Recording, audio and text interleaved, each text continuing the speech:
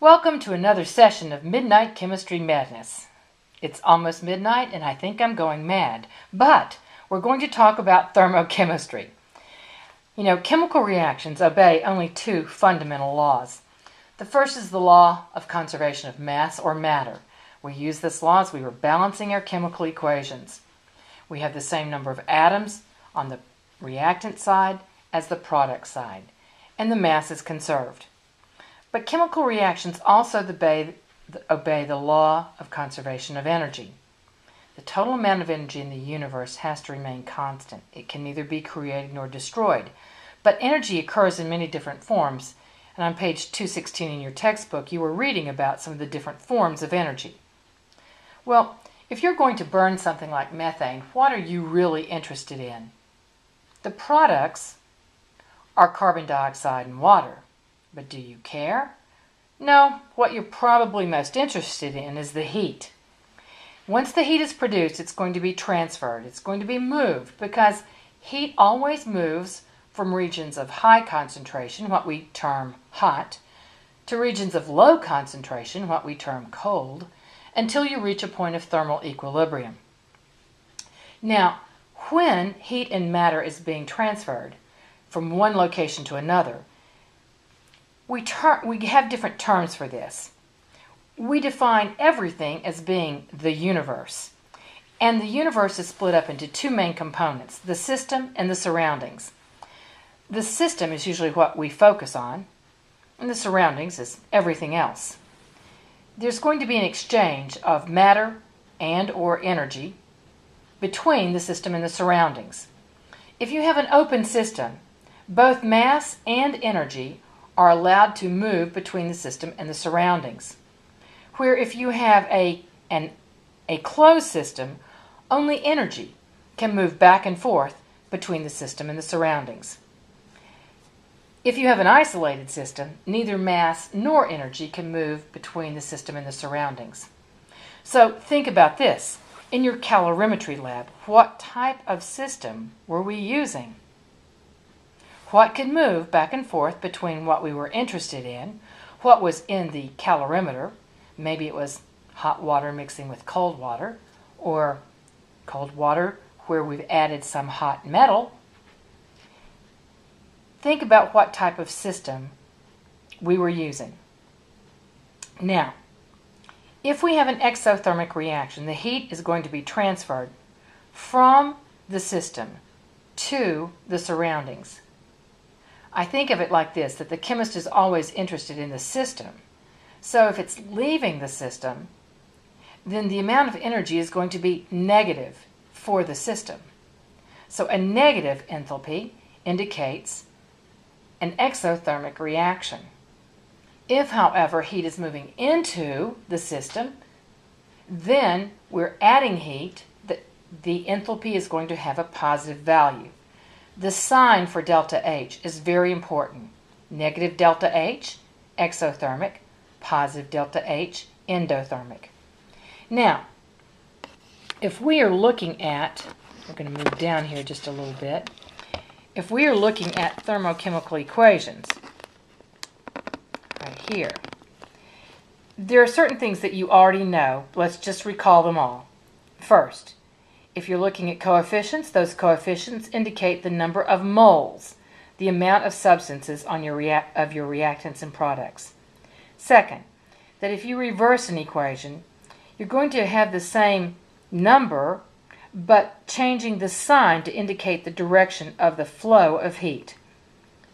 A reaction that is endothermic in the forward reaction is exothermic in the reverse reaction by the same amount. Third, if you mathematically manipulate an equation in any form or fashion, you've got to do the same thing to the energy.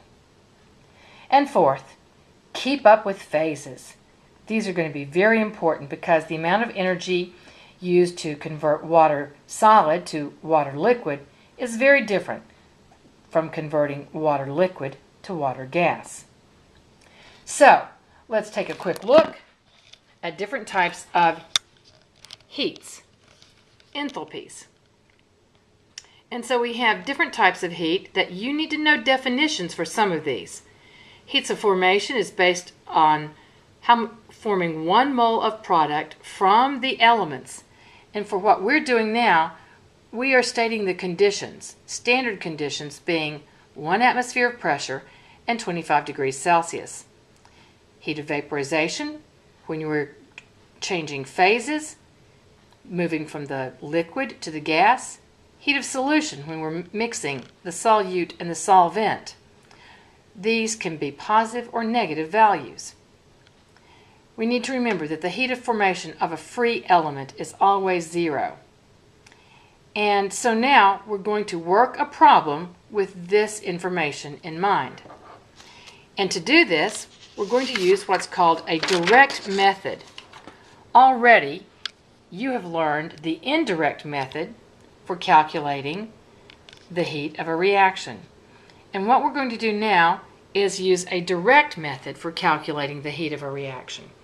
The reaction we're going to use is going to be methanol and oxygen forming carbon dioxide and water. Yes, it is a combustion reaction. And the first thing we want to do is pay careful attention to phases. So we know that the methanol is going to be a liquid, oxygen, a gas, carbon dioxide, a gas, and water is a liquid. These phases are going to make a difference in the energy, the enthalpies that we are going to be used in our calculations. Now, you want to go to the back of your textbook to look up enthalpies for your reactants and products. This one's going to be hard to find because you use the table and you won't find it under the C section, but if you go through all the inorganics at the very end of the table, you'll find a small list of organic substances.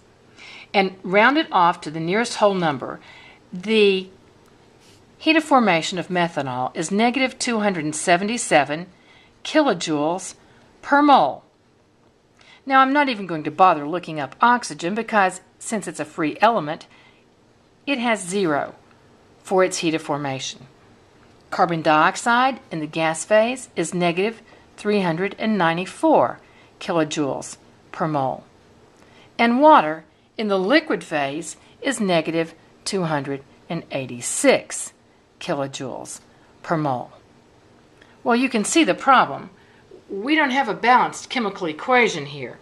So if we're going to balance this equation, we're going to have to make some changes. And let's see what we'll have.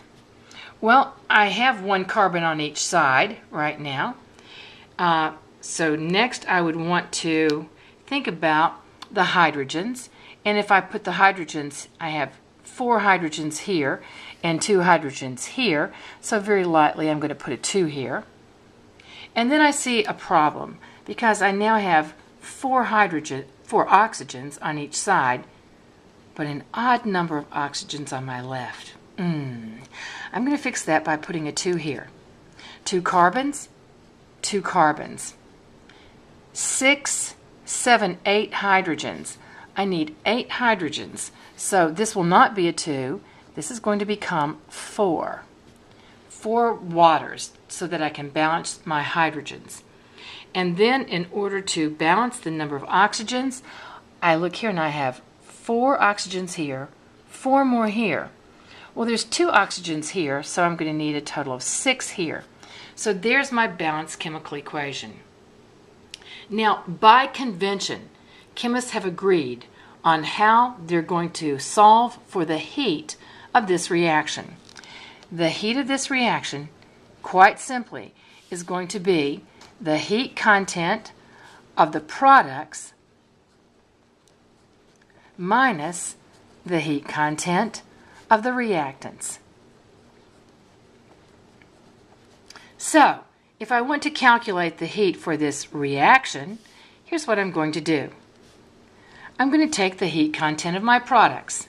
Well, the first one is negative 394 kilojoules per mole. But I have 2 moles. So I'm going to have to take this number of kilojoules and multiply it by 2 so that I'll have the total energy involved with the carbon dioxide. And then I'm going to have to add negative 286 kilojoules times 4 for the amount of energy involved with water. Now I'm going to put all this in square brackets. Okay? So I'm taking the per mole value and multiplying it by the coefficient. I'm going to then subtract the energy involved with the methanol, which is negative 277 kilojoules times 2, plus, well, it doesn't even matter what the coefficient is because oxygen is 0. When I do this math, this is going to tell me the heat of the reaction. So, let's take my calculator. Let's see what I'm going to come up with. I'm not sure if you'll be able to see the screen, but we're going to give it a try. Okay, I think it's there. So I'm going to take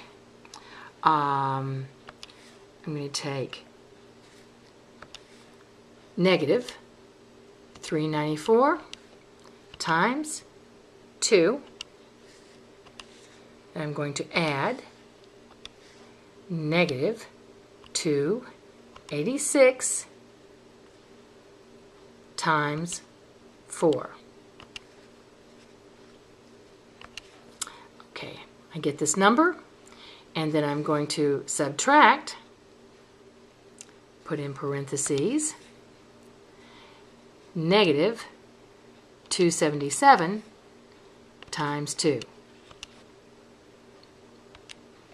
I think that's my answer, negative 1378. Boy, I hope my math is right because I'm signing off. I'm going to bed. But here's what you need to do. At the end of the chapter, we're going to look at some problems. And so the problems that you need to work are on page 249. And on page 249, I suggest you work these problems: 46, 51, 53, 55, 57, and 58. I'll put these on Schoology, and just remember it's products minus the reactants.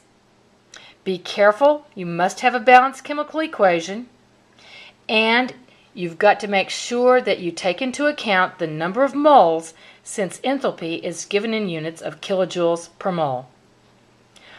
I'll talk to you soon. Have a great break.